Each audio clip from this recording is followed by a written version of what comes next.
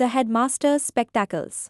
In a school, the peon is like the headmaster's pair of spectacles. It is through this lens that the headmaster views the world outside his cabin.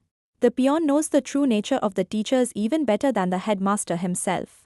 Between the staff room, which resembles a realm of mortality, and the headmaster's cabin, which seems like a heaven of authority, the peon moves about freely, much like Narda, the celestial messenger.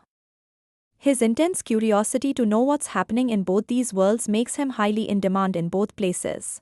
The students, too, regard the peon with a mix of fear and respect. After all, he is believed to have the longest hands and legs in the entire school, meaning his reach is everywhere. The clever ones even think there isn't much difference between the peon and the headmaster. One got an opportunity and became the headmaster, while the other did not, and hence remained the peon. Teachers who have entered the profession by accident rather than by choice often share a special bond with the peon rather than with their colleagues. The peon becomes their trusted companion, running small errands and managing classroom tasks on their behalf. Interestingly, the peon may even set aside a task assigned by the headmaster if it clashes with something requested by his teacher friend. And when these friendly teachers, instead of going to class, sit idle in the staff room gossiping away, it is again the peon who warns them in time when the school chairman or secretary makes a surprise visit and rushes them off to their classes. During such visits, even the headmaster, who otherwise spends time inside his cabin like a hermit in his cave, suddenly emerges and starts escorting the visitors from one classroom to another with great enthusiasm. The peon, however, takes the lead like a pilot, guiding everyone briskly through the school. If at such a moment, the chairman or secretary happens to ask, "Whose class is this?" and there's no teacher present, the headmaster stammers, "I'll have to check with the supervisor."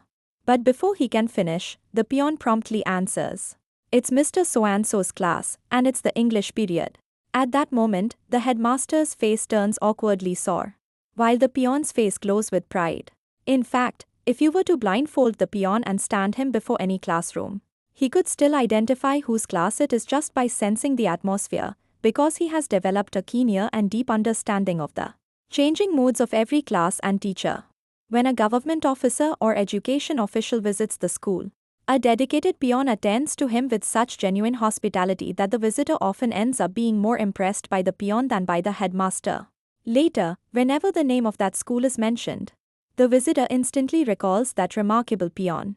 Whenever the peon enters a classroom carrying the notice book, the whole class watches him with curious anticipation.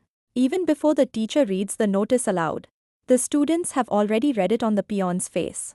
Children, after all, are better readers of expressions than of books, which is why poets often call the face the book of the heart. People say, schools run on the ringing of bells, and it is the peon who has full control over this important educational instrument. Everyone keeps an eye on the bell, but most eagerly on the one that marks the end of school. The bell that signals the start of school may be heard lazily by some, who still walk in slowly. But the bell that signals school's end brings instant joy. Within moments, the entire school empties out like water gushing from a burst dam. According to school regulations, the peon may be classified as a Class 4 employee, but in truth, he is a first-class human being with invaluable qualities, holding an indispensable place in the life of the school.